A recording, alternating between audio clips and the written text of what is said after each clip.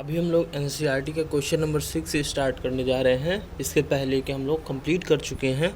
तो सबसे पहला क्वेश्चन 6 का ये हमारा है, देखिए HNO3 प्लस CaOH का होल ट्वाइस गिव्स CnO3 का होल ट्वाइस प्लस H2O। इसको सॉल्व करते हैं। मतलब इस वाले क्वेश्चन में हमें क्या पूछ रहा है कि केवल और केवल बैलेंसिंग, क्या पूछ रहा है, बैलेंसिंग करना है। ठीक है, तो करते हैं। देखो, इसको करने के लिए मैं 2-3 स्टेप जानबूझ के चला हूँ, आप एक ही स्टेप में कर सकते हो, समझ के थोड़ा दिमाग लगा के।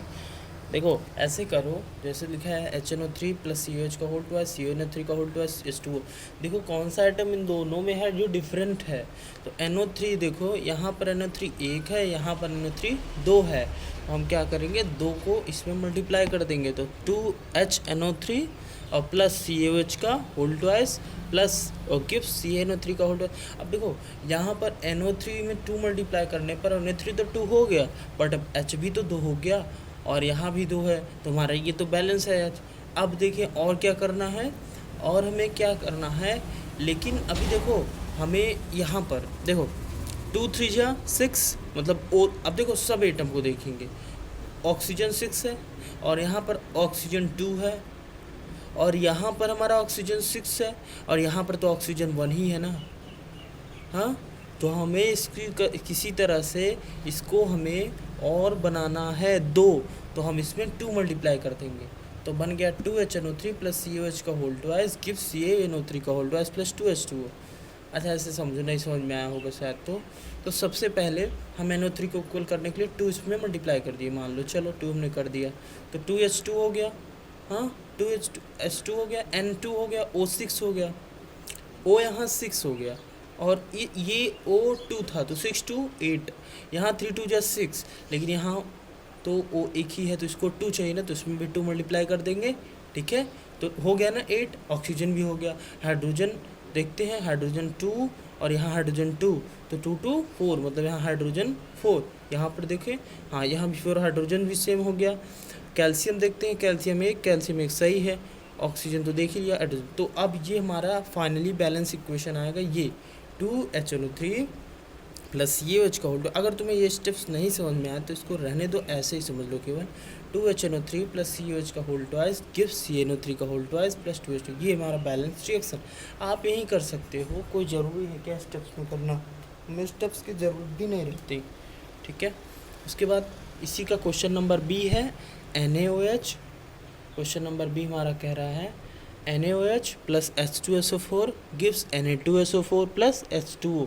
ये कह रहा है हमें इसको बैलेंस करना है। चलो इसी में करते हैं, ये स्टेप्स पता नहीं कन्फ्यूजन हो जाता है, तो मैं चलो इसको कट कर देता हूँ और इसमें ये स्टेप है कि और इसको भी कट कर देता हूँ, कन्फ्यूज ना हो तुम लोग कि बार बार ये क्या हो रहा है। तो सुनो, अब यहाँ सोडियम देखो, सोडियम 1 है, इसमें सोडियम 2 है, तो इसका मतलब हमें इसमें क्या करना पड़ेगा, सोडियम को 2 करना पड़ेगा। क्या करना पड़ेगा, सोडियम को 2, तो हम यहाँ पर 2 मल्टीप्लाई कर देंगे, कर दिए। अब देखो यहाँ 2 Na तो हो गया, लेकिन ऑक्सीजन 2 हो गया, हाइड्रोजन भी 2 हो गया, मतलब क्या हुआ कि सोडियम 2, तो यहाँ सोडियम 2 बैलेंस, ऑक्सीजन 2 हो गया और ऑक्सीजन यहाँ 4 पहले से 2 4 6 और यहाँ ऑक्सीजन 4 पहले और 1 ऑक्सीजन है, तो यहाँ भी ऑक्सीजन को हमें 2 बनाना है, तो हम यहाँ पर 2 मल्टीप्लाई कर देंगे। क्या मल्टीप्लाई कर देंगे, 2। ठीक है, हम 2 मल्टीप्लाई कर दिए। अब देखें, हमने Na को बैलेंस कर लिया था, ऑक्सीजन को बैलेंस कर दिया, अब बचा क्या, H। तो हाइड्रोजन 2 यहाँ है, हाइड्रोजन 2 मतलब 4 है प्रोडक्ट में। अब रिएक्टेंट में देखते हैं कितने हैं, रिएक्टेंट में 4 है, प्रोडक्ट में देखते हैं 2 2 4, ये भी बैलेंस है। तो फाइनली हमारा बैलेंस रिएक्शन आएगा 2NaOH plus H2SO4 gives Na2SO4 plus 2H2O। वो देखो यहाँ मैंने लिख दिया। ठीक है, ये एक स्टेप था समझने के लिए, अगर ना आए तो ऐसे ही समझो आप लोग। मतलब हमें किसी तरह से हमको उसको इक्वल करना है, प्रोडक्ट का जो भी एटम है और रिएक्टेंट का जो भी एटम है, इन दोनों को इक्वल करना है, बस इतना दिमाग में रखो। अब NaCl plus AgBr gives AgCl plus NaNO3, ये है C वाला। अब इसमें बैलेंस ही तो है, देखो ना, Na यहाँ 1 है, यहाँ भी Na 1 है, Cl 1 Cl 1 Ag 1 Ag 1 NO3 1 NO3 1, तो बैलेंस ही है, इसमें कुछ करने नहीं है। Last last question D option, मतलब डी वाला, BaCl2 plus H2SO4 gives BaSO4 plus HCl, इसे करना। तो देखो Ba एक है, यहाँ Ba एक है, ठीक है, ये तो सेम है। Cl2 एक है, यहाँ Cl एक हो गया, यहाँ 2 है, यहाँ 1 हो गया।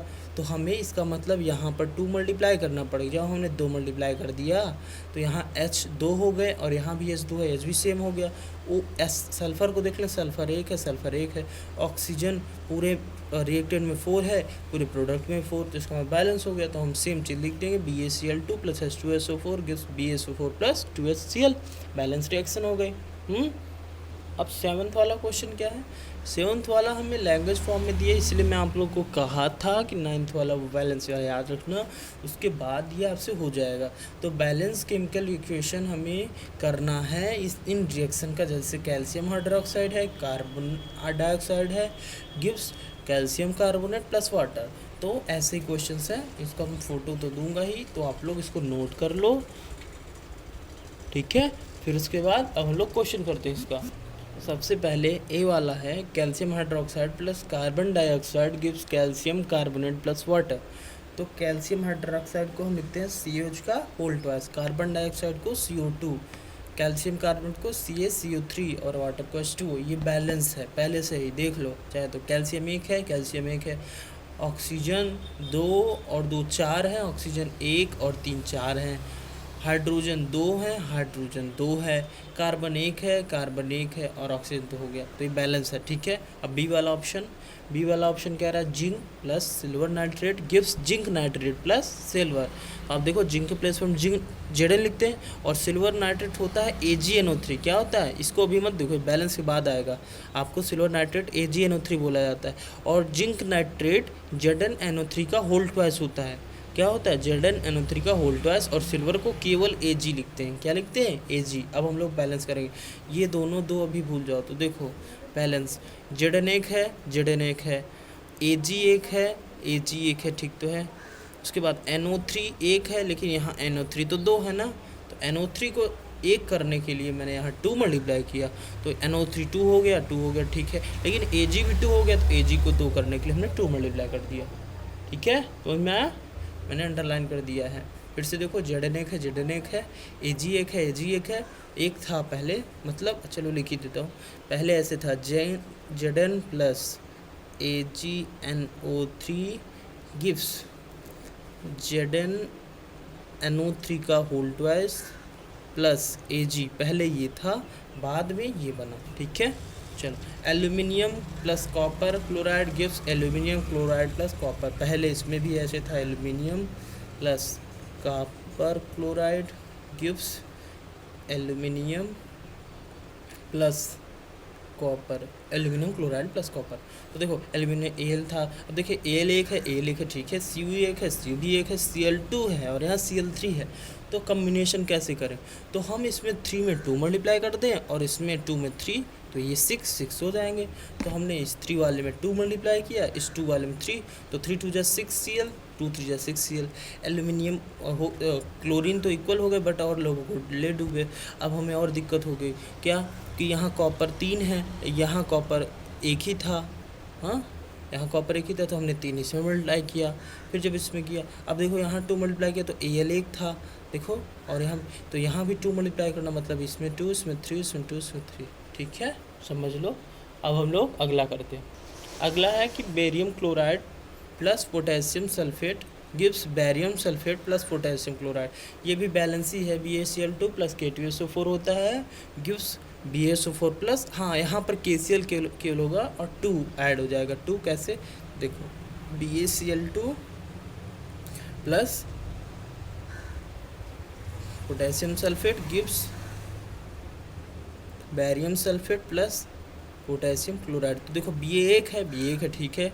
क्लोरीन 2 है, यहाँ क्लोरीन 1 था, इसलिए हमने यहाँ 2 मल्टीप्लाई कर दिया। तो देखो यहाँ पर 2 किया ना, और क्लोरीन भी K भी 2 था, तो इसलिए 2 मल्टीप्लाई कर दिया, तो बैलेंस हो गया सब। अब हम लोग अगला क्वेश्चन करते हैं 8th वाला। चलो देखिए, right the balanced chemical equation for the following and identify the type of reaction. मतलब हमें पहले तो बैलेंस करना है, फिर उसके बाद बताना है ये कैसा है, मतलब वो जो थे डिस्प्लेसमेंट, डबल डिस्प्लेसमेंट, आपके डिकम्पोजिशन और उस कम्बिनेशन रिएक्शन में कौन सा रिएक्शन है बताना है। क्वेश्चन था पोटेशियम ब्रोमाइड एक्वस फेज में था plus barium iodide aqueous phase में gives potassium iodide aqueous phase में प्लस बैरियम ब्रोमाइड, ये क्वेश्चन था। तो अब देखो पोटेशियम ब्रोमाइड को KBr लिखते, चलो मैं लिख ही देता हूँ, KBr प्लस बैरियम आयोडाइड को बोलते हैं BrI2, ठीक है, सॉरी ब्रोमीन में लिख दिया BA, और गिव्स पोटेशियम आयोडाइड को KI प्लस और बैरियम ब्रोमाइड को BA, देखो फिर गलत हो, ब्रोमाइड BA, हाँ BaBr2, ठीक है। तो देखो K1 है, ब्रोमीन 1 है, ब्रोमीन 2 है, तो इसमें इसका मतलब 2 मल्टीप्लाई करना पड़ा। जब 2 हमने मल्टीप्लाई कर दिया तो यहाँ K2 हो गए, तो यहाँ भी फिर 2 करना पड़ेगा, तो इसलिए यहाँ भी कर दिया। अब बैलेंस हो गया। तुम्हें क्या नहीं समझ में आ रहा है, एक एटम टूटा, वही जो बताया था तुम लोग को कि अपनी थाली अच्छी नहीं लगती, दूसरों की ज़्यादा अच्छी लगती।